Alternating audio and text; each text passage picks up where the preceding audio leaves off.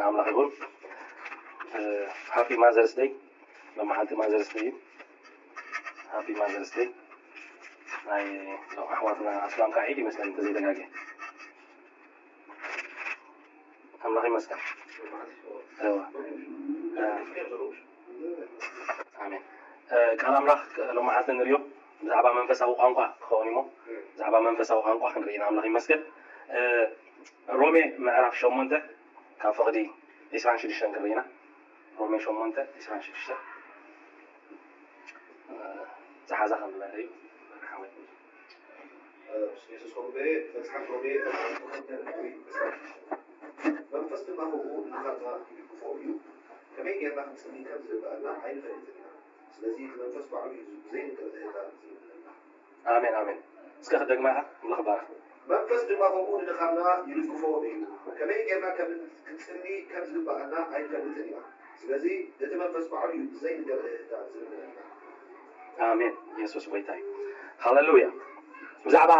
منفساوي ቋንቋ نزاربنا لهم معلتي نبزح حساب دزارب نبزح حساب دكاتع مالتي بቋንቋታት ምፅላይ ማለት ኣምላኽ ይመስገን እግዚአብሔር ነዚ ከምፅኦ ከሎ ኣብዚ ማሕበር ከምፅኦ ከሎ ሲ ዕላማ ኣለዎ ማለት ኣምላኽ ይመስገን ስለዚ ቃል እዚ ኣምላኽ ይባረክ ኣብ ብዛዕባ መንፈሳዊ ቋንቋ ወይ ብቋንቋታት ምዝራብ ክሪና ኣምላኽ ይመስገን ኣብ ሮሜ 8 ቢብልያ ዘለና ከመይ ጌርና ከም ንፅልስ ኣይንፈልጥን ኢና መንፈስ እንታይ ይገብር ብዘይ ነገር ህታ ገይሩ ስለና ይፅልይ ኢሉሽ ኣምላኽ ባረክ ብዘይ ነገር ህታ ይብሎ ክብለና ኣምላኽ ብዘይ ነገር ህታ ስለና የማለት ዲልዎ ዘሎ እስከደገማ ሮሜ ምዕራፍ 8 መንፈስ ድማ ከምኡ ንድኻና ይልግፎ እዩ ከመይ ጌርና ክንፅሊ ከም ዝግባአና ኣይንፈልጥን ኢና ስለዚ እቲ መንፈስ ባዕሉ እዩ ብዘይ ነገር ህታ ዝብለና آمين هاليلويا سلا قانقاتات إن هنزارب زلنا حفتنا كانت حزاكي سلا قانقاتات مثلك كبرنا عملاق زاوية رمتيو آمين هاليلويا كاسلا بنتاي قال كافل إذا حاسب كل لغسي إزي حساب زي قبل بيوم يروم على في أبحاث الجزء ما تعملها يمسكن سلا زي أجد داس سلا زغالي أبز حالة الجزء ولد عملاقنا كل تبارت ما ينالنا ولد عملاقنا ينا ولد كابكنا دما ورستينا ينا سلا زي كابسكان دمن وزينا منفس أويان بيننا ينا منفس أويان كابكنا سجان عندايو سجان هردكيم سي كابسكا زي قلناس كم منفس هنا لنا طبعا نعمل يمسكن منفس كابقولنا غا ناي منفس كابقولها إخزابيا هوميت له كبرنا عملاقون سلازي رومي شو مونت عيسان شو دشان تنبض ثاني هنا حازي أخي منفس ندخلنا تايقبل يدقو فيه كبرنا عملاقون هجي أب كورنثوس كن كيدينا كدام يتمنخت كورنثوس عسرت 4 كن كيدينا كدام يتمنختي بولس نفس كورنثوس نعرف 14 كبر نسمو هجي تما قايلنا احنا مباينا مخنياتو مزز ولا صحي تخس كينول كلنا انا مباينا فكرك كنا بينا ممكن تعزاها بينا معاوي اسمير كاهم ما 14 كاب حاله جميلنا مالتي اسكي سمير باخ جمره نتوقع أبوه وما تسوون كلها من هذا سنبي يقولون تبقى قاعد زارة مسترات من بس زارة هذا بقى يستقبلون يوم نعم لهم بمسح يكون زارة زارة تتمبي زين بجنا بسبب سحنة سمعدن زين صنعنا زارة أو قطع زارة من رسوي حنة تمبي زين بجنا من حبل سحنة ويا تمام كباب الحوي كتللي ስለዚህ ሁላችሁ ቋንቋታት ተዛረቡ ምናልባት በዩ ፈቷል በጣም ሐበብ እንተንበት ዝትቆም እንደዚህ ቆነስ ካብቲ ቋንቋታት ተዛረብ ትቢት ያቢ አህዋቴ እጅና ቋንቋታት እና ተዛረቡ እንደዚህ ነው ራእይ ወይ ፍልቀት ወይ ትቢት ወይ ኑሮ የረ እንተ ዘይ ተዛረቡ እንታይከው ወቁ እቲ መረፈት ዘይ ፍለት ምንሲ እንተ አርሃተ ማን ይወክል ስለፍ እቲ ወት ዘይ ሁሉ ምንሲ ዘይ ከም እንደ በታስ ወይ መስቆ ዘመሰለፉ ቃናታት እንተ ዘይ ለሃየ እቲ ብእብንታ ወይ መስቆ ዝቃለ ከመይ ይፍለት كم قال سمعكم بالقطعات استوى عالجكم انتزع تزارعكم مستفاز كم تزارعوا انتزع مستفاز كم تزارعوا حكومة التي تجوا كماي ينوغ في اللات آمين بيتابعك بينعوي تابع سرته العالم بين زمانه سبحان الله تعالى جلس هاي زي ما قلنا بس هذا شيء أنا حسب كتير أيسي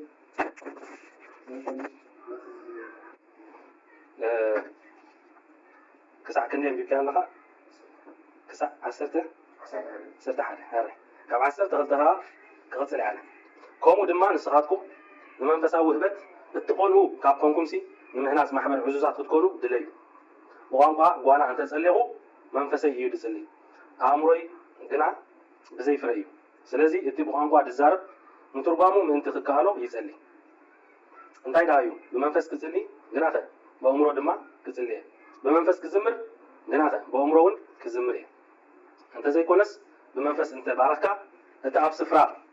እቲ ዘይተማህረ ተቐሚጡ ዘሎ ነቲ ንስኻ እትብሎ ካብ ዘይፈልጦ ከመይ ገይሩ ብምስጋናኻ ኣሜን ክብል ይከኣሎ ኣስመረት ክትቅጽል ኢኻ ጭቃ 17 ንስኻ ጽቡቕ ጌርካ ተመስግን ኣለኻ እቲ ካልእ ግና ኣይትሓንፀን ሓለፋ ኩላቶም ቋንቋታት ትዛረብ እሞ ንኣምላኽ ኣመስግን ኣለኹም ግና ከነኻልኦት እውን ምእንቲ ክምሕርሲ ኣብ ማሕበር እልፉ ቃል ቋንቋታት ካብ ዝዛረብ 5 ቃላት ብኣእምሮ ክዛረብ ይፈቱ ኣለኹ ወይ ተባረክ በሪሃወይ ካብ ዒስራ ኣሕዋትየ በእምሮ ሰብልኩሉ ብኽፍኣት ንኣንጻረትኩሉ እምበር ብዛዕባ ኣእምሮ ስቆሉ ኣይትኽእሉ ኣብ ሕጊ ነቲ ህዝቢ እዚ ብኻሊእ ዝቋንቋኦም ሰባትን ብኸናፍር ጓኖትን ገይረ ክዛረቦ እየ ምስናይ እዚ እኳ ኣይክሰምዑን እዮም ይብል እግዚኣብሔር ዝብል ጽሑፍ ኣሎ ስለዚ ቋንቋታት ነቶም ዘይኣምኑ ምልክት እምበር ነቶም ዝኣምኑ ኣይኮነን ትንቢት ግና ነቶም ዝኣምኑ ምልክት እምበር ነቶም ዘይኣምኑ ኣይኮነን ደጊም ኩላታ ማሕበር ሓቢራ እንተተኣከበት ኩላቶም ኣብ ቋንቋታት እንተተዛረቡ እሞ ዘይምሁራት ወይ ዘይኣምኑ ሰብ ኣብኡ እንተኣተዉ ተስተንቢዶም ዶ ኣይውን እዮም ግናኸ ኩላቶም እንተተነበዩ እሞ ሓደ ዘይኣምን ወይ ዘይምሁር እንተኣተወ ኩላቶም ይበልዕዎ ኩላቶም ይፈርድዎ እዮም ወይ ተባረካ ዜና ሓወይ ካብ 25 እቲ ኣብ ልቡ እተሓለ ድማ ይግለጽ እሞ ከምኡውን ኣምላኽ ኣብ ማእኸልኩም ከም ዘሎ እናነገረ ግለጽ ተለፊኡ ንኣምላኽ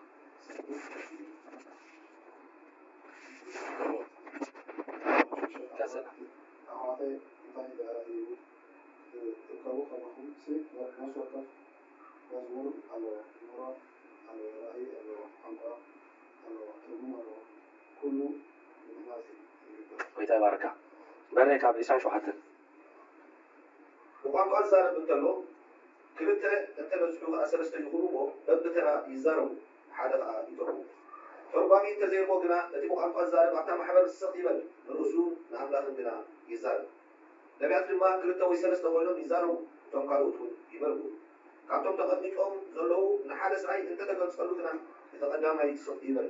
ኩላቶም ምእንቲ ክመሃሩ ኩላቶም እውን ክመዓሉስ ኩላቶም በብሓደ ክትንብዩ ይከኣለኩም ክትንብዩ ይከኣለኩም ኩልኻትኩም በብሓደ ክትንበዩ ይከኣለኩም እዩ ባርሲ ናይ ሰላም እምበር ናይ ዝርግርግ ኣምላኽ ኣይኮነን እሞ ነቶም መናፍስቲ ነቢያት ነቶም መናፍስቲ ነቢያት ነቶም ነቢያት ይብዝእዎም እዩ ወይ ተባረካ ኣስሚር ሓፍተይ ከምቲ ኣብ ኩላተን ማሕበር ቅዱሳን ዝግበር ዘሎ ኣንስቲ ኣብ ማሕበር ክዛረባ ኣይተፈቕደለንን እዩ ሞስቕ ይበላ ከምቲ ሕጊ ዝብሎ ድማ ይገዛእ ንሰበይቲ ኣብ ማሕበር ምዝራብ ነውሪ እዩ እሞ ገለ ክመሓራ እንተደለያ ኣብ ቤት ንሰብኡተን ይሕተታ ወይስ ቃል ኣምላኽ ዶ ከባኻትኩም እዩ ዝመጽእ ወይስ ኣባኻትኩም ጥራይ ድዩ ዝበፅሐ ሓደ ንሱ ነብሱ ነቢ ወይስ መንፈሳዊ ካብ ዝኾነ እንተመሰሉ እዚ ዝፅሕፈልኩም ዘለኹም ናይ እግዚኣብሔር ትእዛዛት ምዃኑ ይፈለጥ እቲ ክፈልጦ ዘይደሊ ግና ኣይፍለጡ ኣሕዋተይ ስለዚ ክትንበዩ ሓረር በሉ ብቋንቋታት ምዝራብ ድማ ኣይተኸልከሉ ግና ኩሉ ሰዓታት በገባብ ይኹኑ ኣሜን ወይታ ይባረኪ ኣብ መወዳእታ ዝበልክያ 34 9 ኣሕዋተይ ስለዚ ክትንበዩ ሓረር በሉ ብቋንቋታት ምዝራብ ድማ ኣይተኸልክሉ ኣይተኸልክሉ ግናኸ ኩሉ ዳ ብስርዓትን በገባብን ይኹን ሃሌሉያ ክብሪ ንስሙ ይኹን ታ ቻፕተር ብምልት አንቢብና ያለና ሎማዓት ኣርስና ብዛዕባ መንፈሳዊ ቋንቋ እዩ ክብርን ኣምላኽ ይኹን ሕጂ ኣብቲ ናይ መንፈሳዊ ቋንቋ ጥራይ ፎካስ ጌርና ክንረኢና ኣምላኽና ዝተመስገነ ይኹን ከምቲ ሓንተ ወይ ክብሎ ዝፀናሕኩ ኣብ ዝሓለፈ ውሉድ ኣምላኽ ኢና ኢልና ኣሜን ኣሜን ከምኡ ድማ ኢና ውሉድ ኣምላኽ ድማ ኢና ስለዚ እግዚኣብሔር ኣቦ ብጎይታ ብኢየሱስ ገይሩ እንታይ ገይሩ ወሊዱና ኢልና ድሕሪ ደጊም ንሕና መንፈሳውያን እምበር ስጋውያን ኣይኮንና ነቶም ንኣምላኽ ዝተቐበሉ ብስሙ ዝኣመኑ ውሉድ ኣምላኽ ክኾኑ መሰል ሃቦም ኢልና ኣምላኽ ይመስገን ድሕሪ ደጊም ንሳቶም ካብ ኣምላኽ እምበር ካብ ፍቓድ ሰብኣይ ወይ ደም ወይ ካብ ፍቓድ ስጋ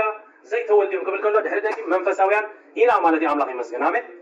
ክብሪ ንስሙ ይኹን ስለዚ ካብ ናይ ስጋ ነገር ወፂና ኣብ ናይ መንፈስ ዓለም ኣቲና ኣለና ማለት እዩ ኣምላኽ ዝተመስገነ ይኹን በቃ መንፈሳውያን ኮይንና ኣለና ማለት እዩ ስለዚ ከምቲ ባህርያት ናይ እግዚኣብሔር ምሽ ኣብ ወልድ መንፈስ ቅዱስ ኣሎ ንብል ሓደ ሰለስተ እዮም ግን ሓደ ሃዮም ንብል ሰለስተ ዝገብሮም ነገር ኣሎ ሓደ ዝገብሮም ነገር ኣሎ ኢና ንኣምን ንፈልጦ ማለት እዩ ሕጂ ኣባና እዚ ነገር እዚ ከዓ ከቢድ አይኮነን አባና ሁሬውን ከለና ስጋ አለና መንፈስ ካለና ነፍስ ካለና እንብላለን አምላክ ይመስገን ስለዚህ ሐደይና ሰለስተ ነገራት ድማ አለና አምላክ ይመስገን አሜን ክብርን አምላክ ነው ስለዚህ መንፈሳውያን ኢና ይልና በዛለፈ ጊዜ ሕጂ ድማ እግዚአብሔር ቃል አምላክ ታብለና ነው ናይ መንፈስ ቋንቋ ነው ይልና አምላክ ይመስገን መንፈሳው ቋንቋ ሕጂ በቋንቋታት ምዝራብ ይሉ ገሊጾሎ ሕጂ አብተ መጀመርታ ሁሬውን ከለና ኣብ ምዕራፍ 14 ክነብብ ሰኒሕና ኣብ ደሴ ማለት እዩ ኣብ ቀዳሚት መልእኽቲ ቆሮንቶስ ኣብ ምዕራፍ 12 ብዛዕባ ውህበት ኣሕዋትየ ብዛዕባ መንፈሳዊ ውህበት ብዘይ ፍልጠት ክትኮኑ ኣይፈቱን እዩ ኢልካ ጀሚሩ ነው ስለዚህ ውህበት እዩ ማለት እዩ እዚ መንፈሳዊ ውህበት እዩ አምላክ ይመስገን እዚ ቋንቋ ንብሎ እዚ መንፈሳዊ ቋንቋ ንብሎ እዚ በቋንቋታት ምዝራብ ንብሎ ሲ መንፈሳዊ ውህበት እዩ አምላክ ይመስገን ናይ አእምሮ ከም ዘይኮነ ሕጂ መጽሓፍ ቅዱስ ይነግረና ኣሎ ኣብ ዓለም ብዙሕ ዓይነት ቋንቋታት ኣለዩ ደሃዩ ዘይፍለጥ ቋንቋ ግን የለን ሕጂ ናይ ዓለም ነገር ይነግረና ዘሎ ኣብ ዓለም ዝተፈላለዩ ቋንቋ ኣሎ እንግሊሽ ኣሎ ጣልያን ኣሎ ትግርኛ ኣሎ አምሓርኛ ኣሎ ዝተፈላለዩ ቋንቋ ኣሎ ደሃዩ ዘይፍለጥ ቋንቋ ግን ኣብ ዓለም የለን ሕጂ ፋክት ይነግረና ኣሎ አምላክ ይመስገን ናይ ዓለም ነገር ይነግረና አምላክ ይመስገን ናይ መንፈሳዊ ነገር ካ አው ገሊጾሎ ኣብ ዓለም ደሃይ ዘይብሉ ነገር የለን ዘይፍለጥ ዘይስማዕ ነገር የለን ወይ ተተርጉሞ ማለት እዩ ርዳእካ ማለት እዩ ናይ አእምሮ ስለ ዝኾነ ክብርን ስሙ ይሁን ኣብ 14 ናይ መጀመርታ ዝራናኻ ንፍቅሪ ሰዓብዋ ንመንፈሳዊ ውህበት ካ ኢለ ሕጂ ኣብ 12 ምሽ ብዛዕባ መንፈሳዊ ውህበት ብዘይ ፍልጠት ክትኮን ኣይደልን እየ ይብላሎ ኣብ 12 እዚ ኣብ 14 ካ ንመንፈሳዊ ውህበት ምናዳግና ክትንበዩ ኩኑ ንፍቅሪ እንታይ ግበርዋ ሰዓብዋ ንመንፈሳዊ ውህበት ምናዳግና ክትንበዩ ኩኑ ሕጂ ትንቢትን በቋንቋ ምዝራብን ኣብዛ ቻፕተር እዚኣ ፈሊወን ኣሎ ማለት እዩ አሜን ነው እንከይና በሐሳብ በፍልጠት አምላክ ክብርን ጎይታ ነው ከነዓቢና አምላክ ይመስገን አሜን ነው ኣብቲ መንፈሳዊ ዓለም ማለት እዩ ክብርን ስሙ ስለዚህ እዚ ኣካዳዕ ስለ ዝኾነ ብዙሓት ሰባት ዘካትዖም ወይ ድማ ድንፅዎም ስለ ዝኾነ ወላ እኳ እንተፈለጥና ሎም ከዓ ብዛዕባኡ ክንዛረብ ፅቡቅ ስለ ዝኾነ ይመፅእ ዘሎ ኣምላክ ይመስገን ፍልጠት ሰናይ ስለ ዝኾነ ኣብ 12 ከዓ ከምኡ ኢሉ ብዛዕባ እቲ መንፈሳዊ ውህበት ብዘይ ፍልጠት ክትኮኑ ኣይፈቱን እዩ ኢሉ ቃል ኣምላክ ይመስገን ሕጂ ኣብ 14 እንታይ ንርኢ ኣለና ትንቢትን በቋንቋታት ምዝራብ ፈሊወን ኣሎ ሕጂ ምናዳገና ኢሉ ክትንበዩ ኩኑ ሓራይ ክልተ ነገር ኣሎ በቋንቋታት ምዝራብ ኣሎ ትንቢት ከዓ ዝበሃል ኣሎ ሕጂ መጀመርታ ኣሎ ድዩ የለን ንሰባት ዘደናግሮም ማለት እዩ እዚ በቋንቋታት ምዝራብ ሲ ኣብ መጽሓፍ ቅዱስ ሰፊሩ ኣሎ ድዩ የለን እዚ ናይ መጀመርታ ቅድሚ ምዝራብ ከዓ ምስ ሓደ ሰብ ሲ ወይ ቅድሚ ብዛዕባ መንፈሳዊ ቋንቋ ተረድኦ ተቆይካስ መብዛሕትኦም ቶም ብጎይታ ዘይኮኑ ንብሎም ብዛዕባ ቋንቋታት ሲ ከምዚ የለ ገይሮም ዝሓስቦ በቋንቋታት ምዝራብ ሲ ኣብቲ ባይብል ከማን ሲ የለን እዚ በቃ ወይ ደኖ ካብ ገለ ተምፅዎ ዘለኹም ኢሎም ዳኣምኑ መጀመርታ ብዛዕባ እዚ ቋንቋታት እዚ ኣብ ባይብልና ተጻሒፉ ኣሎ እዚ ክንረድእ ይግባአና ማለት እዩ ሕጂ ቋንቋታትን ትንቢትን ፈሊዎ ኣሎ ኣብ ክልቲኡ ክንርኢና እቲ ብቋንቋ ዝዛረብ ምስጢራት ብመንፈስ ይዛረባሉ እዩ ሕጂ ሪኦ ብቋንቋታት ዝዛረብ ሲ ምስጢራት ብመንፈስ ይዛረብ ኣሎ ክብርን ኣምላኽ ሕጂ ትንቢትን ብቋንቋታት ምዝራብን ኣብ ክልተ ገይርዎ ኣሎ ስለዚ ሕጂ እውን ነዚ ክንሪኦም ከለና እሞ ቋንቋታት ደሞ በዚ ናይ ዓለም እዩ ዝዛረብ ዘሎ ክብል ይኽእል ሓደ ሰብ هو حراي ቋንቋታት ትብለኒ ኣለኻ እቲ ብቋንቋ ዝዛረብ ምስጢራት እዩ ትብለኒ ኣለኻ ፅቡቅ እሞ ቋንቋ እኳ ብእንግሊሽ ይድብለካ ደሎ ክብለኩም ይኽእል ሓደ ሰብ ወይ ብትግርኛ ወይ በአምሓርኛ ይኮን ደሎ ቋንቋታት ክብለካ ምክንያቱ ለዘይተረድዎ ሰብ ክዛረብ ክሓትት መሰሉ እዩ ሓራይ ንኺት ትብሎ ክብርና ኣምላኽ እቲ ብቋንቋታት ዝዛረብ ሲ ምስጢራት ብመንፈስ ዝዛረብ ኣሎ ሓደ እኳ ኣየስተውዕሎን እዩ እሞ ንኣምላኽ እምበር ንሰብ ኣይኮነን ዝዛረብ ዘሎ ሕጂ ብቋንቋታት ክንዛረብ ከለና ማለት እዩ እዚ ደሃዩ ዘይፍለጥ ሰሚዕካዮ ሲ እንታይ ምዃኑ ካበይናይ ዓለም ካበይናይ ሃገር ምዃኑ ዘይተስተውዕሎ ቋንቋ ማለት እዩ ሕጂ ኣብ ዓለም እንታይ ምድብና እዞም ሻራባራ ትብሎ ይብሉላ ሻራባራ ትብሎዋ ሲ ከመይ ዝበለት ቋንቋ ያብለኻ ሕጂ ብኸመይ ሓዝዋ በላ ነቶም ካልኦት ዝሰምዑ ሪኮርድ ከዓ ገብሮ ስለ ዘለኹ ክርድኦም ፅቡቅ ገይሩ ማለት እዩ ምናልባት ኣብ ካልኦት ሰባት እውን ንዘርግሓ ንኽእል ሕጂ እቲ ሻራባራ ትብልዎ ሲ ገለ ኢሎም በቃ ከምዚ ዘየለ ገይሮም ንቆፅሮ ሓራይ ንሕና ኣሎ ንብል ኣለና ንጥቀመሉ ኢና መንፈሳዊ ውህበት እዩ ድማ ንብል ኣለና ኣምላኽ ይመስገን ሕጂ ሓደ ሰብ ተዘይተረዲዎ ብሓይሊ ስለዘይተረድኦ ሲ እንታይ ሽሚ ትገብሩ ክትረድኦ ኢኻ ትፅዕር እምበር ወላ ሓንቲ ትገብሮ ነገር የለን ግን ክትረድኦ ናትካ ስለ ዝኾነ ትጥቀመሉ ስለ ዘለኻ ክትረድኦ ፍቓድ እግዚኣብሔር እዩ ማለት እዩ ነቲ ዝሓትት ማለት እዩ ሕጂ ምስጢራት ብመንፈስ ይዛረብ ኣሎ እንተ ኢሉ ሓደ እኳ ኣየስተውዕሎን እዩ ንኣምላኽ እምበር ንሰብ ዝዛረብ ኣይኮነን ሕጂ እንተ ደኣ እዚ ቋንቋ ድብሎ ዘሎስ እንግሊሽ ጣልያን ኣምሓርኛ ትግርኛ እንተዝኸውን ነይሩ ሲ ስለምንታይ ደኣ ንኣምላኽ እምበር ንሰብ ኣይኮነን ዝዛረብ ዘሎ ይብል ሓደ እኳ ኣየስተውዕሎን እዩ ደይስተውዓል ቋንቋ ኣሎ ድዩ ሓደ እኳ ኣየስተውዕሎን ይኽብለካ ከሎ እንግሊሽ ነስተውዕሎ ኢና ትግርኛ ነስተውዕሎ ኢና ኣምሓርኛ ነስተውዕሎ ኢና ወላ ይንኽእ ኣሎ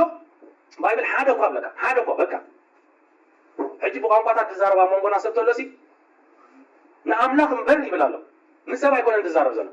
እሞ ቋንቋ ንሰብ ኮነ ኢኻ ትዛረቡ እንግሊሽ ይኹን ኣምሓርኛ ይኹን ትግርኛ ይኹን ሲ ንሰብ ኢኻ ትዛረብ እምበር ንኣምላኽ ኣይኮንካ ትዛረብ ኣይኮነን ድዩ ሕጂ ምስጢራትካ ብመንፈስ ይርዎ ሓደ እኳ ኣየስተውዕሎን እዩ ስለዚ ኣብ ምንታይ ንመፅእ ኣለና ድስተውዓል ቋንቋ ከም ዘይኮነ ንረዳዳ ኣለና ማለት እዩ ካብዚ ናይዚ ዓለም ቋንቋ ከም ዘይኮነ በዚ ንርዳእ ንምንታይ ሓደ እኳ ኣየስተውዕሎን እዩ ሓደ እኳ ኣየስተውዕሎን ክበሃል ከለኮ ብጀካ ቋንቋታት ምትርጓም ውህበት ዘለዎ ሰብ እንተዘይኮይኑ ማንም ሰብ ከተርጉሞ ኣይክእልን ስለዚ እንታይ ማለት እዩ ካብዚ ዓለም እዚ ኣይኮነን እዚ ቋንቋ እዚ ኣምላኽ ይመስገን ምስጢራትካ ይብሎ ኣሎ ምስጢር ስለ ዝኾነ እንታይ እዩ መለኮት ማለት እዩ ልኩት እዩ ዕፁብ እዩ ሕቱም እዩ ኣምላኽ ይመስገን ሕጂ ምስጢር ዝበሃል እንታይ መሲልኩም ምስጢር ዝበሃል ካብ ሓደ ናብ ካልኣይ ኣካል ዘይሰጋገር ነገር እዩ ምስጢር እንታይ እዩ ሕጂ ምስጢር ኣላ ክነግረካ ኢልካ ንሰብ ተነጊርካ ምስጢር ኣይኮነትን ኣሜን ኣሜን በቃ ሓደ ካብኻትኩም ምስጢር ኣላ እሞ እዛ ምስጢር እዚኣ ክነግረካ ኢልኩም መፂኹም ተነጊርኩም ዲ ምስጢር ኣይኮነትን ኣብቲ ሪያሊቲ ማለት እዩ ምስጢር ካባኻ ይትሓልፍና ሓንቲ ነገር ሪኢኻ ኣለኻ ምሳኻ እንታይ ትኸውን ምሳኻ ትኸይድ ምሳኻ ትሞት ምስጢር ትበሃል ስለዚ ኣይደሎ ምስጢር እዩ ትብሎ እቲ ነገር እንተዳ ንሓደ ሰብ ተዳመሓላሊልካ ሓዘለይ ከይተኽእል በቃ እዚኣ ከይትነግር ምስጢር እንታይ ኢልካዮ እዛ ምስጢር ዝበሃል ቫልዩ ናቱ ወዲቑ ኣሎ ማለት እዩ ምክንያቱ ክነግር እዩ ውዒሉ ሓዲሩ ብዝተፈላለየ መንገዲ ምስጢር ወፂኣ ማለት እዩ ኣምላኽ ይባረኽ ስለዚ ምስላ እውን ኣላ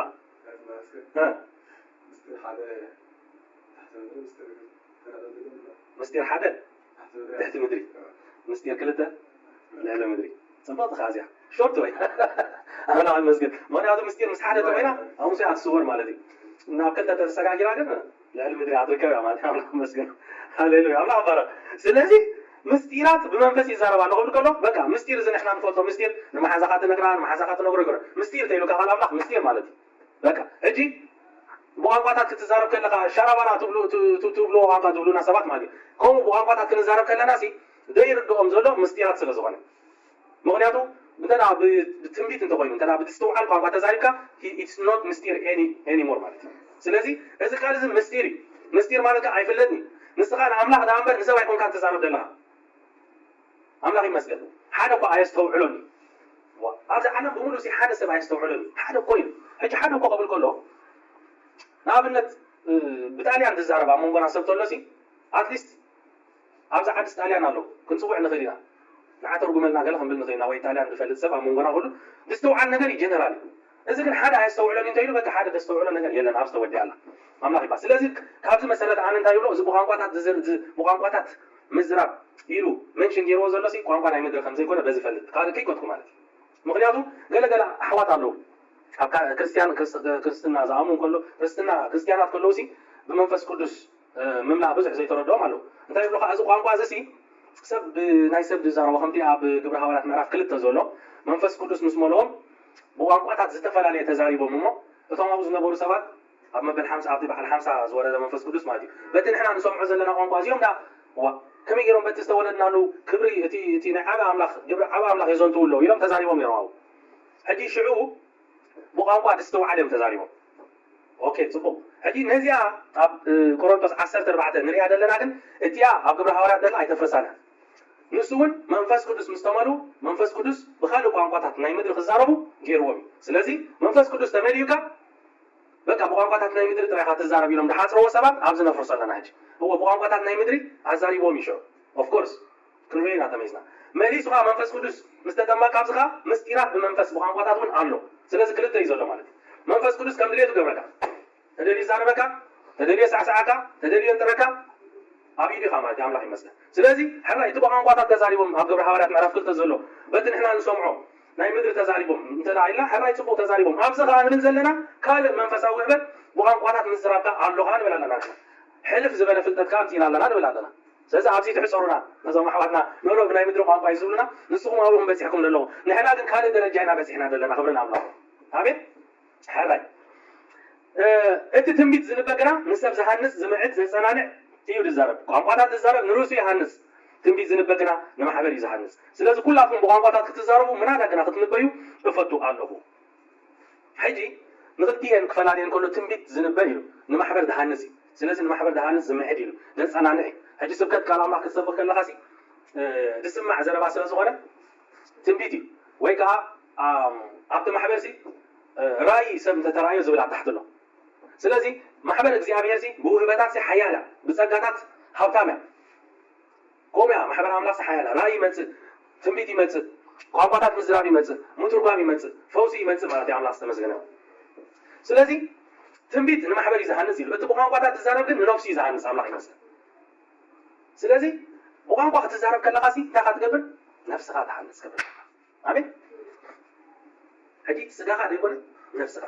ኣሜን ሕጂ እንታ ውሽጥና ዘላ ነፍስና ማለት እዩ እንታይ ንገብር ኣለና ንሃንፃ ኣለና ሕጂ ምሽ ዳግም ተወሊድና ስጋውያን ነርናስ መንፈሳውያን ኮይና ኣለና ኢልና ነፍሲ መንፈሳውያን ኮይና ኣለና ኣምላኽ ይመስገን ስለዚ እግዚኣብሔርካ እንታይ ገይሩ ናይ ነፍሲ ቋንቋ ሂቡና ኣሎ ኣሜን ብቋንቋታት ምዝራብ ነው ብልሳን ምዝራብ ማለት እዩ ሕጂ ኣብ ክልተ ፈላለዩ ሃዋርያ ጳውሎስ ንማሕበር ንክትዓቢ ግን በቲ ሰብ ድስተውዓል እንተተዛረብኩም ሰናይ እዩ ይብል ኣሎ በቲ ሰብ ደይሰምዖ እዚ መንፈሳዊ ቋንቋ ድባል እንተተዛሪብኩም ግና ንኽረዲእ ሕጂ ብዙሕ ሰብ ክባረኽ ኣይክእልኒ ብዙሕ ሰብ ስኻ ትብሎ ዘለኻ ክሰማዕ ኣይክእልኒ ስለዚ ንስኻ ሻራባራ ኢልካ ክትፅሊ ከለኻ ይብል ኣሎ እቲ ጥቓኻ ዘሎ ግን ኣይህነፅን ስለ ዘሎ ንስኻ ፅቡቅ ጌርካ ትህነፅ ኣለኻ ንነፍስኻ ነቲ ጥቓኻ ዘሎ ሓወኻ ግን እንታይ ገበርክያ ኣይሓነፅካ ሕጂ ስቲል እንታይ ማለት እዩ እዚ ቋንቋስ ኣሎ እዚ ብልሳን ምዝራብ ዝበሃል እዚ ዘይስማዕ ድሃይ ዘለዎ ቋንቋታት እዚ መንፈሳዊ ቋንቋ ሲ ኣሎ ኣብዚ ሕጂ እንታይ ጌርና ኣለና ማለት ተረዳዲና ኣለና ስለዚ ኣብ ክልተ ስለ ድፈልዮ ማሕበር ምእንቲ ክትህነፅ ብሰብ ዝሰምዑ ዳ ተዛረቡ ኢሉ ይመክረና ኣሎ ኣብ ገዛኻ ከም ድሌትካ ኣብ ማሕበር ኣምላኽ ግን ስርዓት ክህልዎ ኣሎ ግን ስርዓት ክህልዎ ኣሎ ብለና ኣሎ ክብለና ኣምላኽ ስለዚ ኩላትኩም ብቋንቋታት ክትዛረቡ ምናዳ ግና ክትንበዩ ይፈቱ ኣለኹ ስለዚ ብቋንቋታት ክንዛረብ በቃ ቃል ኣምላኽ ኣፍኪዱልና ኣሎ ኣብ ቤት ኣምላኽ ምስ መፃና ሲ ካብቲ ጅምር ክሳዕ ትውድእ ብቋንቋታት ኣይኮንና ንዛረብ ጸሎት ኣለና መዝሙር ኣለና ቃል ኣምላኽ ኣለና ሕጂ ኣብቲ ናይ ቆሮንቶስ ዘመን ቤተ ክርስቲያን ዝነበረትሉ ዘመን ብጣዕሚ ሓያል ዝኾነ መንፈስ ኣምላኽ እዩ ኣብቲ ግዜ እቲ ማለት ሓያል ከምዚ ጌርኩም ኣይተውፀሮ ከምዚ ናይ ሕጂ ጌርኩም ኣይተውፀሮ በቃ እቱ ምስ በሉ በቃ ሻራ ባራ እዮም ድብሉ ሓውዮም ድብሉ ዕዋታቸር በቃ ፋየር ማለት እዩ ሕጂ ኣብቲ ቸርች ኣብቲ ማሕበር ኣምላኽ ምሳኣተኻ ንዓይ ኮይኑ ዝርዳእኒ ካብቲ ፅሑፍ ከስተውዕሎ ከለኹ በቃ ዋጭ ትገዛ ፋየር እዩ በቃ መንፈስ ቅዱስ ስለ ዘለዎም ብቋንቋታት ክዛረቡ በቃ እቱ ምስ በሉ ብቋንቋታት እዮም ከምዚ በቃ ቀስ እንዳበልካ ምፅላ ኣይኮነን ናይ ስፕሪት ጸሎት እዮም ዝፅልዩ ነይሮም ስለዚ ስለዝበዝሐ እዩ ሕጂ ሃዋርያ ጳውሎስ ስርዓት ግበሩሉ ምክንያቱ ኩልኩም ከምዚ እንተተዛሪብኩም ሲ ሓደሽቲ ሰባት ኣለዉ ዝመፁ ኣብዚ ማሕበር እዚ እንታይ ክብልኩም እዮም ጋን ክኾኑ እዮም ኣነ ዝያዳ ካብ ቋንቋታት ጥራይ ምፅላይ ሲ ምትህንናፅ ሓይሽ ኢለ ስለ ዝኣምን ይብል ኣሎ ቁርብ እቲ ቋንቋታት ምፅላይ ሲ ስርዓት ግበሩሉ ሕጂ ልክ ኣብዚኣ ማሕበር እዚኣ ኣብዛ ዘለናያ ቸርች ሲ በቃ ብቋንቋታት እቱ ምስ በልና እንተፀሊና ማለት እዩ ክሳዕ ድውድእ ብቋንቋታት ተፀሊና ሓደ ዘይምሁር ወይ ዘይ ኣማኒ እንተመፅኡ ይብለና ሕጂ እዚኣ ዘይተማሃረ ትብል እንታይ መሲልኩም ኣማኒ ኩንሱ ግን ብዛዕባ ናይ ቃል እግዚኣብሔር ዘይተማሃረ ናይ ዓለም ትምህርቲ ይኮነ ንዛረብ ዘሎ ወይ ከዓ ዘይኣማኒ እውን ክመፅእ ክእል ተዓዲሙ ሕጂ እቲ ዘይኣማኒ ምስቲ ዘይምሁር እንታይ ገይርዎ ኣሎ ብፍልጠት ንክልቲኦም ኣምፂዎም ኣሎ ሓደ ዘይኣማኒ እንተመፅኡ ወይ ከዓ ዘይተማሃረ ሰብ ብዛዕባ ናይ እግዚኣብሔር ፍልጠት ብዛዕባ ፍልጠት እንዲኻ ትዛረብ ዘሎ እንታይ ክብለካ ክእል ጋን ክትኮነ ኢኻ ንስኻ ፅቡቅ ጌርካ ተምልኽ ኣለኻ ፅቡቅ ጌርካ ትህነፅ ኣለኻ ንሱ ግን ክህነፅ ኢሉ ዝመፅእ ከይተሃነፀ ክምለስ እዩ ስለዚ ትኸስር ኣለኻ ማለት እዩ እታ ማሕበርሲ ነቲ ሰብሲ ከይሃነፀቶ ይኸይድ ኣሎ ስለዚ ኣነ ግን ሰብ ክህነፅ ናይ ጎይታ ነገር ክፈልጥ ስለ ድፈቱ ዘለኹ ብትንቢት ምዝራብ ይዓቢ ኢልዎ ክብልና ኣምላኽ ምክንያቱ ክርስትና ኩሉ ግዜ ስስዐ የብሉን ፍቕሪ ምሽ ናታ ኸማ ናይ ትደልና ንብል ሕጂ ነቲ ብፅዓይካ ምፍታው እዩ ዝሕብር ዘሎ ብዛዕባ ቋንቋታት ስለዝፀልዎ ስለዝበዝሐ ጥራይ ዘይኮነሲ ንብፅዓይካ ከዓ ንኽትሃንፆ ንኽፈልጥ ንኽሰምዕ ንኽመሃር ነቲ ስኻ በፂሕክያ ዘለካ ደረጃ ንኽበፅሕ ስለዚ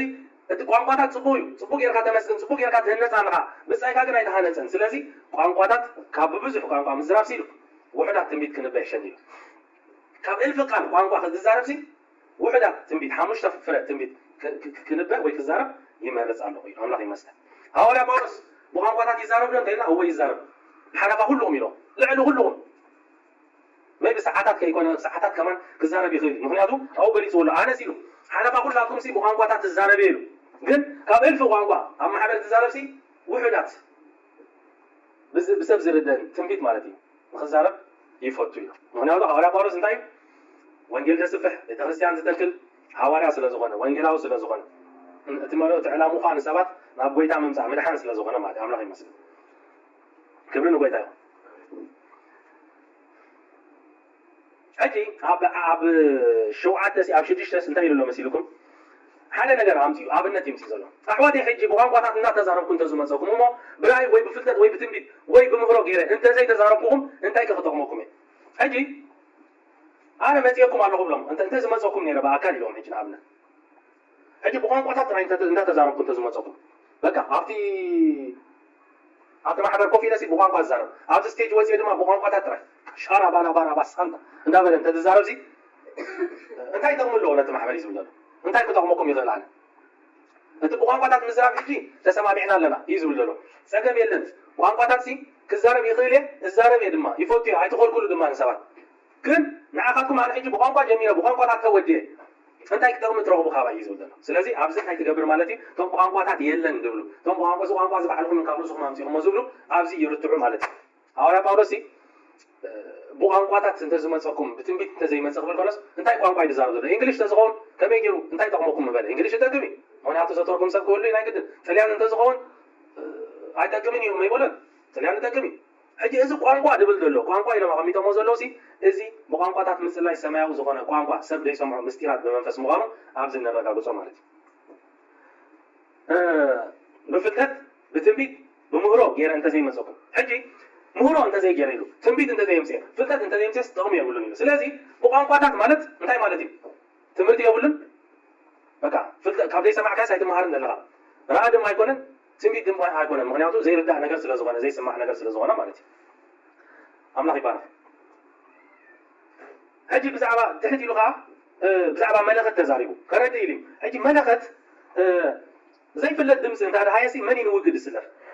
انت هيوت زي بقولوا ما دمس زي ان امبلتا وي مسون كوزا مثلا فولي قاناتات انت زي هايس انت بامبلتا ويس بمسون كوزا ذكر كما يجيو يفلت هجي نابنت حدي مزمور كنزمرن كلنا انتنا انت اورغان دحرم زلو سب بزعبة اورغان كلت زي بقولوا انت غينو انت زحرمو زلو موسيقى زي ردها كان تغينو انت يقول الصراحة تاع مزمور سنتين بقى سلازي حاسيا استعساع يتغلها بمستعساع سي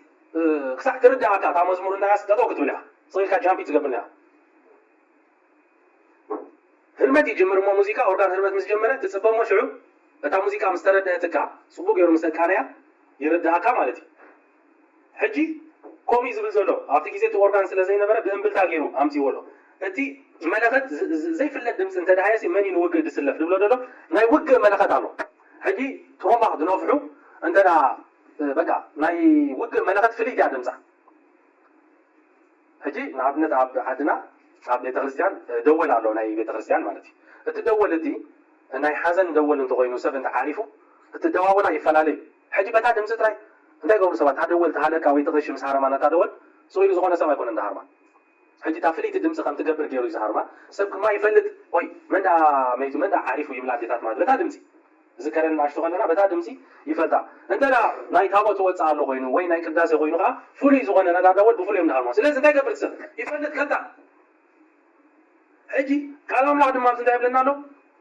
وتملخت زي فلت دمس انت يبو حجي نابلت نتا دول سي بقيقا نفاس كجل تبينو ازانا يجي بيت كريستيان دول نبلا دلنا وي حدا متي اند حلفه صغير انت حريموا اتوم حزب يفوتيو مغنياتو تدمس انتي مخانو سلاد فوتوا مالتي سلازي انتي يقولوا مرده كم زي كونه وي تابوت وص خمسه يله بقى عاقاتا مخانو يردو مالتي دقيموم دما نت دمسي يصفي እቲ ህይወት ዘይብሉ ድማ ድምፂ ዘርሂ ከመን ህምብልታ ወይ መስንቆ ዘመሰለ ፍሉይ ካናታት እንተ ዘይድ ሃየ እቲ ብህምብልታ ወይስ ብመስንቆ ዝቃነ ከመይ ገይሩ ይፍለጥ በቃ ሕጂ ይረዳእና እዩ ዘሎ እዚ ብቋንቋታት ንዛረቦ ሻራ ባራ ንብሎ ዘለና ይብል ኣሎ ስለዘይፍለጥ ቃኑ እንታይ ምዃኑ ስለዘይስተውዓል ልክዕ ከምዚ ዝብለኩም ዘለኹም ሙዚቃ ድምፁ እቲ ኦርጋኒስታ ምስ ሃረሞ እንተዳ ዘይፍለጥ ኮይኑ ንስኻ እውን ኣይትፈልጥን ኢኻ ብዛዕባ እንታይ መዝሙር ሃርም ኣሎ እዛ ደወል እዚኣ ናይ ቤተክርስትያን ዝበልኩ ኣብነት ደምፃዋ ድማ እንተዳ እቲ ድምፂ ስቕ ኢሉ ክቃጭል ኣሎ ኮይኑ እንታይ ምዃኑ ይትፈልጦን ኢኻ ስለዚ ከምኡ ድማ ንሕና ብዛዕባ ቋንቋታት ክንዛረብ ከለና በዚ መንፈሳዊ ዝኾነ ቋንቋ እዚ ሻራባራ ንብሎ መንፈሳዊ ዝኾነ ቋንቋ ሲ ክንዛረብ ከለና ነቶም ዘይኣምኑ ወይ ነቶም ሓደሽቲ ሰባት እንታይ ኢና ንኾኖም ዘለና መሲልኩም ከም ባርባር ኢኻ ትኾኖም ይብላሉ ንዕኦም ሲ ልክዕ ከምቲ እምብልታ ከምቲ መሰንቆ ድሃዩ ዘይፍለጥ ንስኻ ትዛረብ ከለኻ ንዕኦም ከዓ ድሃይካ ኣይፈልጡን እዮም እንታይ ትብል ኣለካ ይሰምዑን እዮም ኣምላኽ ይመስገን ስለዚ ኣብዚ ሕጂ እቲ ምድንጋር ዝመፅእ ዘሎ እቶም ዘይኣመንቲ ኣሕዋት ንሕና ከምኡ ኢና ንኾኖም ዘለና ኣለካ ሓቆም እዮም እንታይ ኢኻ ትብል ዘለካ ኢሎም ይስሕቁ ወይ ከዓ የላጉፁ ወይ ከዓ ክላእ ግደፈና ብሉ ስለምንታይ ልክዕ ንስኻ ከምቲ መለኸት ድምፁ ዘይፍለጥ መለኸት ሲ ንሳዕስዒት ንፅቡቕ ነገር ኦርጋን ከምኡ ግን ሓደ ኦርጋን ዘይፈልጥ ሃብ እንተመፅኡ እንተሃሪምዋሲ እቲ ድምፂ ስለ ዘይድሎ ዘሎ ንሕና ድማ ንዕኦም ከምኡ ኢና ይዝብል ዘሎ ሃርያ ጳውሎስ ንዓና እዩ ዝድግፍ ዘሎ ሕጂ ገለገለ ሰባት ነዚኣ ተቕስምፂኦም ንዕኦም ከም ትድግፍ እዮም ንገብራ ኖ እዚኣ ንዓና ንማሕበር ምእንቲ ክንሃንሲ ነቲ ዘይተማሃረ ሰብ ተኻና ደሎስ ከምኡ ኢና ንኾኖ ዘለና ባርባር ኢና ንኾኖ ዘለና ሓቂ ዝዛረብ ዘሎ ንስኻ ፅቡቕ ጌርካ ትህነፅ ኣለኻ ንዕኡ ግን በቃ ሰንስ ኣይትህቦን ኢኻ ብለና ኣሎ ፅቡቕ እንኳ ጥራይ ብመንፈስ ብቋንቋታት ምዝራብ ሃለወ ኣምላኽ ይባረክ ክሳብ ኣብዚ ተሰማሚዕና ኣለና ማለት ኣምላኽ ይመስገን ከምኡ ከዓ ንስኻትኩም በቲ ቋንቋ ድስትውዓል ጌርኩም እንተዘይተዛረብኩም ከም ምስ ንፋስ ኢኹም ትዛረቡ ዘለኹም ኦፍኮርስ ብቋንቋታት ክትዛረብ ከለኻስ ከም ምስ ንፋስ ኢኻ ትዛረብ ዘለኻ ነቲ ሰብ ኣምላኽ ይባረክ ሕጂ ቁሩብ መስተውዕሎ ስለ ንምስክር እዩ ሰባት ንምስክር ኢና ደገ ወፂና ሕጂ ቀስ ኢልና ነዚኣ ሓደ ብሓደ እንተነረድኦም ሲ ክንደይ ሰናይ ነይሩ መስለኩም ክንደይ ሰባት ስና ምድሓን ከማን ክመፁ ክእሉ እዮም መንገዲ ትኾኖም ትኽእላ ምክንያቱ ኮምፕሊትሊ እዮም ዘይኣምንሉ እዚ ብቋንቋታት ምፅላሕ ኮምፕሊትሊ ያላጉፁልካ ከማ ግን ኣብ መፅሓፍ ቅዱስ ዘሎ ሓቂ እዩ ስለዚ ካልእ ይትረፍሲ ኣነ ሕጂ ከምኡ እየ ንብሎም ንኣብነት ወይታ ዘይትቕበል ብሎም ምሽ ምስክሮ ኣሎ ወይታ ዘይትቕበል ንዓ ቤተክርስትያን ገለ ብሎም ወይታ ተቐቢለ እንዲ ካብ ቀደም ብሎኒ ፅቡቕ ወይታ ተቐቢልካ ሓራይ ዳግም ተወሊድካ ማለት እዩ ራይ ሞ መንፈስ ቅዱስ ተመሊእካ ዶ ብሎ መንፈስ ቅዱስ ዳ ክጥምዖ ከለኹ ተመሊእ ብሎ እሞ ሓራይ ብልሳን ትዛረብ ኢኻ ማለት እዩ ትምህርትን ተኣምራትን ስዕበካይ ማለት እዩ ብሎ ምክንያቱ ዝኣመነን ዝተጠመቐን እዚ ተኣምራት እዚ ክስዕቦ ይብል ብሓድሽ ልሳን ክዛረብ እዩ ይብል ብሎ እንታይ ማለትካ እዩ ሻራባራ ሞይ ትብል እንዲኻ ብሎ ኣይትኽእልም ሻራባራ ክላ እዚ የለን ስኽኢልኩም ተምፃኹሞ ይብለካ ስኽኢልና ቆና እንደምፃና ንዓበል ረዮ ትብሎ ብቋንቋታት ምዝራብ መንፈስ ቅዱስ ምስ ተጠመካ ዝወሃበካ ቋንቋ እዩ ኢልካ ተረድኦ ማለት ስለዚ እንታይ ይርዳእ ኣሎ ሰብ እዚ ማለት እዩ እዚ ጎይታ ተቐቢሉ እየ ድብል ዘሎ ሲ ሮንጎ ከም ዘሎ ማለት እዩ ወይ ድማ ኣብ ሓደ ምዕራፍ ጥራይ ጠጠው ኢሉ ከም ዘሎ በዚ ትፈልጦ ማለት እዩ ኣምላኽ ይመስገን ክብሪ ንስሙ ይኹን ስለዚ በቲ ሰብ ድስተውዓል ከምኡ ከዓ ንስኻትኩም ቋንቋታት ድስተውዓል ጌርኩም እንተዘይተዛረብኩም ስል ከም ንፋስ እንተዳ ሕጂ ብድስተውዓል ቋንቋ እንተዘይተዛሪብካ ስል ከም ንፋስ ኢኻ ትኾኑ ኣለካ ስለዚ እዚ ቋንቋታት ምዝራብ ሲ ሓቂ ማለት እዩ ኣምላኽ ይመስገን ገለገለ ኣብ ናይ ከኒሻ ኣሕዋትና ክትዘራረብ ከለኻ እዚ ናታ ናይ ግብረ ሓዋርያት ምዕራፍ 2 እዮም ደምፁኻ ክንሪአ ኢና እዚ መንፈስ ቅዱስ ምስ ተመልኡ ሲ ብሰብ ድስተውዓሎ ሰብ ድሰምዖ ተዛሪቦም ብለኻ እዋ ጅረይዎ ኣመንቲ እዮም ንበሎም ግን ኣብቲ ናይ ፍልጠት ናይ መንፈስ ቅዱስ ኣብኡ ግን ድሒሮም ኣለዎ ማለት እዩ ነዚኣስ ካብ ኣምኑላስ ኣይደለዩም ዘለዉ ማለት እዩ ምክንያቱ ድስተውዓል ቋንቋ ድስተውዓል ማለት እኮ እንግሊሽ ዝተውዓል እዩ ኣምሓርኛ ይስተውዓል እዩ ትግርኛ ይስተውዓል እዩ ዓረብ ተስተውዕሎ ኢኻ ሕጂ ኣብዚ ግን በዚኣ ጥራይሲ ክትረድዖም ትኽእላ ንስኻትኩም ከዓ በቲ ቋንቋታት ዝስተውዓል ጌርኩም እንተዘይተዛረብኩም ከም ምስ ንፋስ ኢኹም ትኾኑ ብላ ኣሎ ስለዚ ኣሎ እቲ ዝንዛረቦ ቋንቋታት ዘይስተውዓል ቋንቋ እዩ ኦፍኮርስ ማለት እዩ ከምኡ ዝብል ዘሎ ደጊፍዎ ኣሎ ሕማቕ እዩ እንተዝብለና ነይሩ ሰብ ዘይሰምዖ ቋንቋ የለን ኣብ ዓለም ሞ ዝትዛረቦ ደሎም ካብ ርእሶም ከምፂኹሞ እውግዘኩም ኣለኹ መባል እኳ ቀሊል እዩ ንሃዋርያ ጳውሎስ ኖ ኣነ ባዕለይ ይዛረብ የብለካ ኣሎ ኣነ ባዕለይ ሓላፋኹም ዝዛረብ እየ እንተኢሉካሲ ግን ዳሓን እታ ማህበር ንኽትህነፅ ከም ዝግበሩ ንዕኦም ግን ከምኡ ኢኹም ትኾንዎም ዘለኹም ከም ንፋስ ኢኹም ትኾንዎም ዘለኹም ስለዚ ዝተውዕሉ እዩ ዝብለና ዘሎ እምበር ደጊፍዎ እዩ ዘሎ ማለት እዩ ኣምላኽ ይመስገን ኣብ ዓለም በበይኑ ዝኾነ ብዙሕ ቋንቋታት ኣሎ ርግፅ ድሃይ ዘይብሉ ግና የለን ኢሉ ኦፍኮርስ ኣብ ዓለም ዝተፈላለዩ ቋንቋ ኣሎ ርግፅ ግን ድሃይ ዘይብሉ ማለት የለን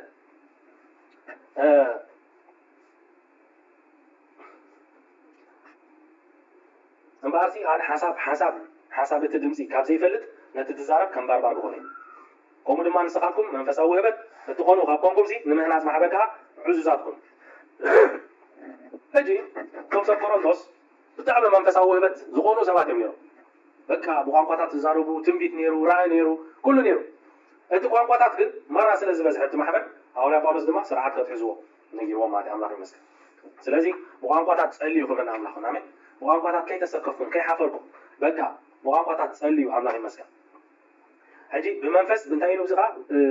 እንታይ ዳይ ብመንፈስ ክጽልየ በእምሮ ድማ ክጽልየ ብመንፈስ ክዝምር በእምሮ ድማ ክዝምር ኣብዛ ሓዝዋ ሕጂ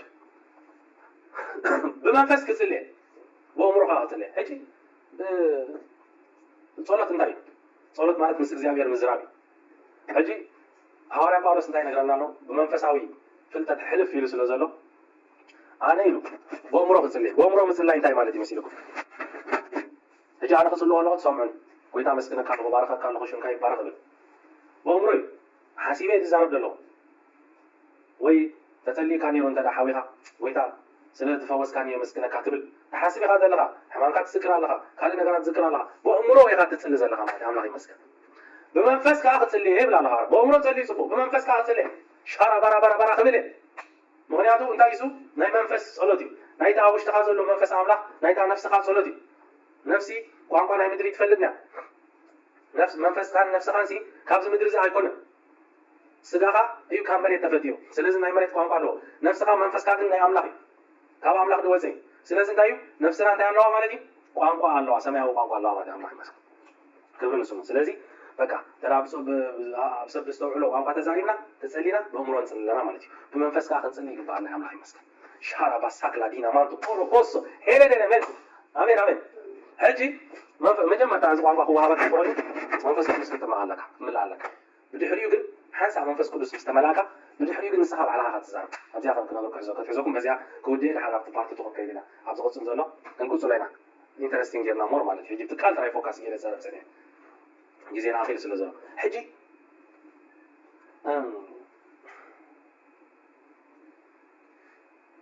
ብመንፈስ ክትዛረብ ከለኻ ሲ በቃ መንፈሳዊ ቋንቋ እዩ ብኣእምሮ ክትዛረብ ከለኻ ከዓ ምድራዊ ቋንቋ እዩ ስለዚ ብመንፈስ ክትዛረብ ክትጸልይ ኣገዳሲ ኣብ ሮሜ ምዕራፍ 8 ዘንበብናሲ ከመይ ጌርና ከም ንጽልስ ኣይንፈልጥን ኢና ኢሉ እቲ መንፈስ ባዕሉ ብዘይ ንገረታ ሕጂ እንታይ ማለት እዩ ብዛዕባ መንፈሳዊ ጸሎት እዩ ትዛረብ ዘሎ ከመይ ጌርካ ከም ትጽልስ ኣይትፈልጥን ኢኻ ሓደ እንታይ ክብል ሰሚዐ ሲ ሓንቲ ጓል 9 ዓመት ዝኾነት ዕድሚያ ስጸልየላ በጃኻ ሓሚማ ኢሎሚ ክጽሊ ምስ ከጥቁስ ክጽሊ ከኣልኩን እንታይ ኢለ ክጽልየላ ኣምላኽ ተሰኣየደ ክብል ጓል 9 ወላ ጎይታ ውሰደ እያ ትብል ሕጂ ንሳቶም ጸልየላ እዮም ኢሎም ፀዊዖሞ ፓስተር ኣሪጋ መዓልታ ኸይዱ እዩ ዕድመ ወስድካኒ ክብል እሶም ጸሊ ጥራይ ኢሎም ምክንያቱ ከመይ ጌራ ከም ትጽሊ ይፈለጥኩን ኢሉ ስለዚ እንታይ ክገብር ዘለኒ ብቋንቋታት ክትጽልይ ዘለካ ምስጢራት ብመንፈስ ንእግዚኣብሔር ትዛረቡ ኣምላኽ ይመስገን ስለዚ ሓንሳ እንታይ ክትጽሊ ከም ዘለካ እውን ዘይትፈልጠሉ ግዜ ኣሎ ወላ ኣብ ኩነታት ኣብ ሽግር ይኹን ኣብ ሕማቅ ኩነታት ተለኻ ኣብ ጭንቀት እንተለኻ ኸማ እንታይ ከም ትጽሊ እንተና ደይፈሊጥካ ብቋንቋታት ጥራይ ክትዛረብ ኣለካ አሜን ሽዑ እንታይ ገብር መንፈሳዊ ቋንቋ ስለ ዝኾነ ኣብቲ መንፈሳዊ ዓለም ንስኻ ትሰርሖ ነገር ኣሎ ማለት እዩ መጀመርታ መንፈስ ቅዱስ ክትምልእ ኣለካ ከምቲ ሐዋርያ ጳውሎስ ኣብቲ ጳውሎስ ዝነበሮ ብላዕላይ ሃገር ምስ ሓለፈ እዩ ኣብ ውሕዳት ኣመንቲ ጸኒሖሞ መንፈስ ቅዱስ ተጠሚኩም ዲኹም ምስ በሎም ነኖ ኣይፋልና ንሕናስ መንፈስ ቅዱስ ከም ዘሎ ይንፈልጥና ኢሎም ምስ መሃሮም ንጸልየሎም ኢሉ ሰንበረሎም መንፈስ ቅዱስ ተመልዮም ብለና ካብኡ ብቋንቋታት ክዛረቡን ክንበዩን ጀመሩ ብለና ካብቲያ መዓልቲ እቲኣ ትሒዞም እንታይ ኮይኖም ቋንቋታት ክዛረቡ ጀሚሮም ስለዚ መጀመርታ መንፈስ ቅዱስ ክትምልእ ኣለካ ቋንቋታት ይመጸካ ማለት እዩ ብድሕሪኡ ግን በቃ ተዋሂቡካ ትፈልጥ ኢኻ ማለት ተማሂርካ ኢኻ ቋንቋ ስለዚ ካብኡ ንዋት ሒዝካ ባዕልኻ ትጽልይ በቃ ንሽተይ ኣብ ጸሎት መንፈስ ተኣትሞ ሽዑ ራምፖ ሶክሌ ኤንተሬሽ ክላባሳ ክብርና ኣምላኽና አሜን ነገራት ትለዋወጥ ክብሪ ንጎይታ ጎይታ ይባረኩም ሰዓትና ኣኺና ስለ ዘላ ኣብ ዝመጽእ እንቅጽሎ ኢና ኣምላኽ ይመስገን